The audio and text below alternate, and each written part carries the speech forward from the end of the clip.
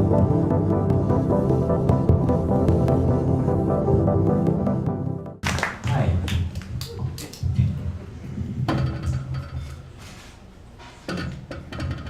So, I have a book came out recently called This Is Between Us. I urge you to buy a copy and then pose with it like this. So that it looks like part of your face. And then post it on the internet as much as you can. It's about a relationship, and it spans 5 years in a relationship. A man and a woman who have left their previous relationships to be together, as is often the case, right? How many people here, raise your hand, how many people here left a previous relationship to be in your current relationship? Come on, you guys. Always man. That's hot. Cheaters.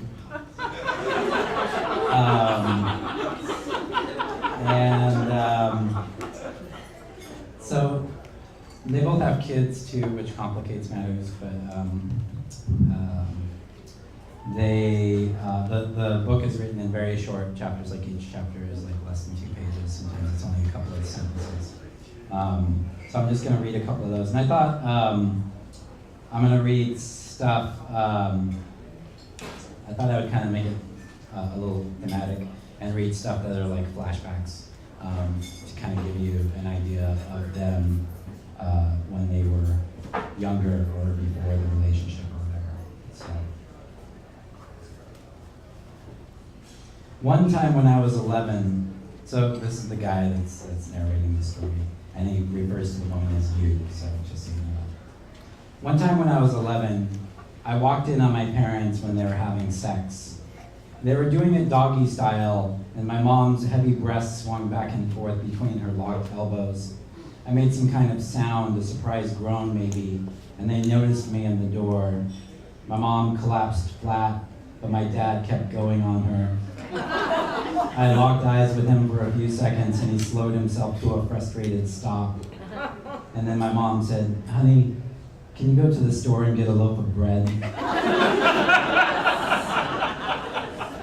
She was trying to cover herself, but my dad stayed defiant and naked, only his groin shielded. "Okay," I told my mom. "There's a $5 bill in my purse," she said. Her purse was on the dresser on the other side of the bedroom. I walked across, looking away from them, and unzipped her purse to root around for the money. It was very quiet now. I snuck a sideways glance and saw that my dad was wearing light blue socks that came to his knees. "Okay," I said again. "You can buy a candy bar for yourself too," she said. I left the room and walked down the hall. I went to the front door and opened and shut it loudly, but I stayed inside the house and listened. That's one. It was Cheryl, my ex-wife, who taught me how to go slow in bed. I was a jackrabbit. That's what she whispered to her friends. One of her friends told me that later, or maybe it was jackhammer.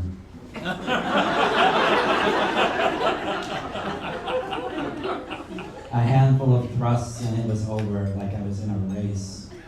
I'm not sure where this method came from, but I was quick to blame a weekly circle jerk that I had with friends when I was in 10th grade. We took turns having sleepovers, lugging our smelly sleeping bags from basement to basement, rusty zippers always getting stuck. To cut down on possibly incriminating evidence, we could use only one piece of stimulation, like a page from Sports Illustrated swimsuit issue, a banana peel, or massage oil. Sometimes we traded panties and bras from our mom's or sister's dressers. This little private club lasted from Christmas break to summer vacation, and then we all went to summer camps and grew apart.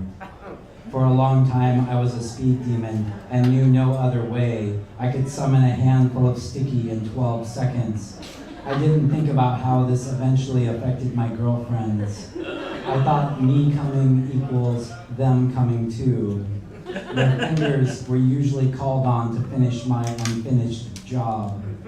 I'd lie there exhausted and watch their faces change as their bodies squirmed next to me. When I met Cheryl, she was just as inexperienced as I was, but she read magazines and had some strategic ideas of her own. Her best one was the candle trick. She would put lit candles on the headboard of the bed frame. The surface there was only about 5 inches wide, so if the bed jostled too much, the candles would fall over. Night after night, I would watch the small lineup of flames nervously as I moved inside her. When I was close to climax, I would be tempted to go faster, but I had to be careful.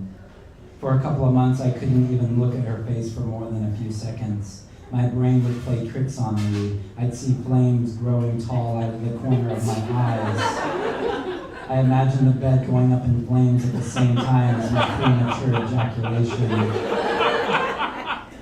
Eventually, I mastered the slower speed, the steady pace of delicious friction and heat. I could watch Cheryl's face and breasts and hips again. They glowed in the dark. Woo! You told me that you used to spy on your parents when you were in 7th grade. You and your brother Daniel, who was about 3 years older than you, sometimes took turns peeking through a secret peephole that he made in his closet. It was tiny, but you could see a little bit of their bed and the reflection of a big mirror on their dresser. I wanted to look all the time, you told me. But Daniel said he would only do it when he was bored. He also said not to come in his room when he wasn't home, but I still did it. I would be quiet and I would get in there, behind his hangers and clothes.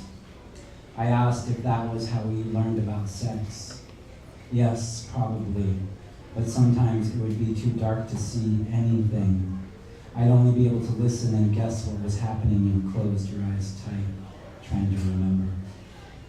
Your parents were probably our age or younger when you were spying on them.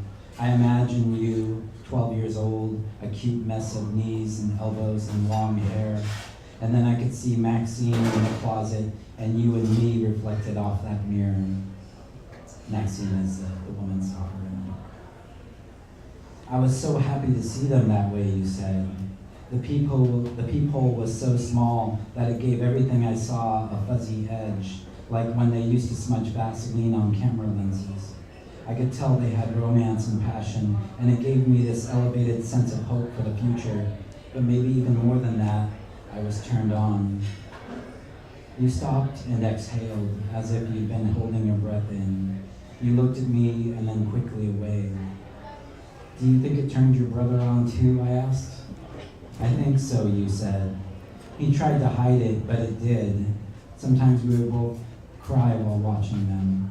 I'd wipe my eyes with the sleeve of one of my shirts because I wanted to seem like I was more cool or something. But he could see that my eyes were red. We were a close family that way. It was secret and magic.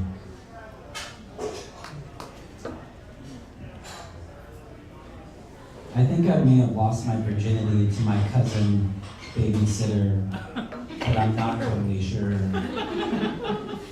She was with me one night when I was 12 and my parents were out playing poker somewhere. She was 17 and her name was Wendy. I remember she was trying to teach me how to play a card game, and then I was suddenly ill and feeling woozy like I had food poisoning or had been drugged. I passed out for a while, and when I woke up, Wendy was taking a shower. I was on the couch and she came out in a towel. Maybe it was the wet blonde hair, or maybe it was the sight of her smooth tan legs and bare feet. But I suddenly thought she was the most alluring and beautiful girl I'd ever laid eyes on. She sat next to me and then started crying and saying she was sorry. Her eyes were closed and it looked like she might have been in some kind of dream state. But I noticed that I felt better than before. I also noticed I had an erection. I think I did something bad, Wendy kept saying. I didn't know how to respond and I said quietly, "What did you do? What did you do?" She opened her eyes and looked at me and asked, "How do you feel? Are you all right?" "I feel good," I said. "I'm having fun." That was the last time I saw Wendy. My parents never mentioned her again, but I thought about her for a long time. When I was 18, I started to like another girl named Wendy. She was also blonde and sat in front of me in 2 classes. She was maybe a little taller than I was and ran track and field. She was going out with a friend of mine named Derek, but I heard that she had other boyfriends at other schools. She seemed dangerous somehow. I spent a lot of time staring at the back of her head and hoping for a breeze to blow her scent back to me.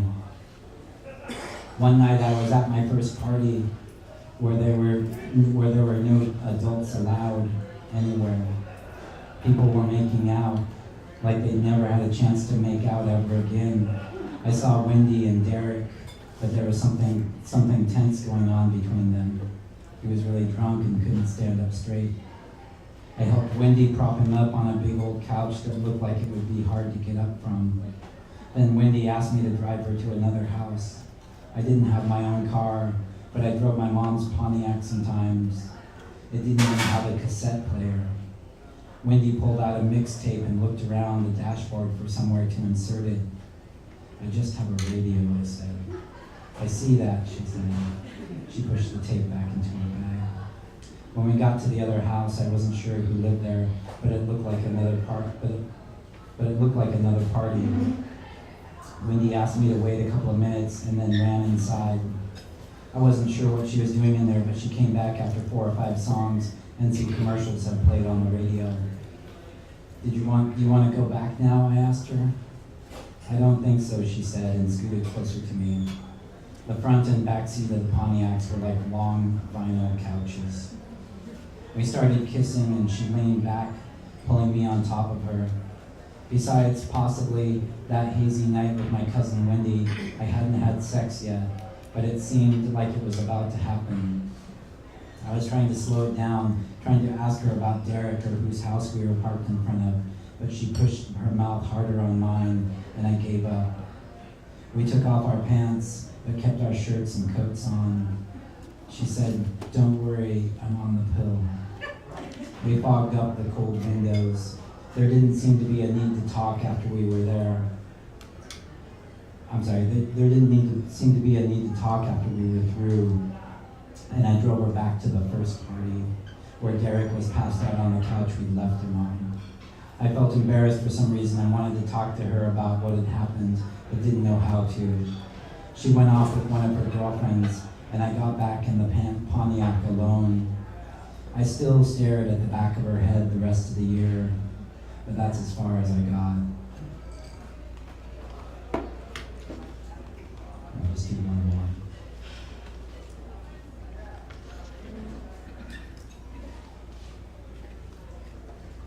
Your brother told me a story about an affair he once had with a married man.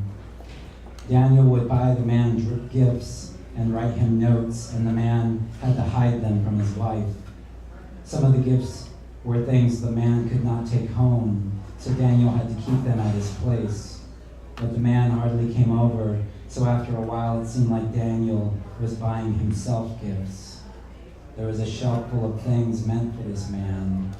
A framed photo of them together, a poem written by Daniel, a coffee table book of erotic art inscribed to the man, a bracelet, a $200 bottle of wine, a G.I. Joe action figure that they joked about at a vintage store, several mixed CDs of songs about love and sex. Instead of being with the man, I would be with his things, Daniel told me. You're lucky you don't have to hide anything like that. I thought about my night in the car with him and wondered if I was really lucky and if I had nothing to hide. There's a chapter where they're in a car together before this, and you'll have to buy the book to read that chapter. Jeez. It's pretty hot.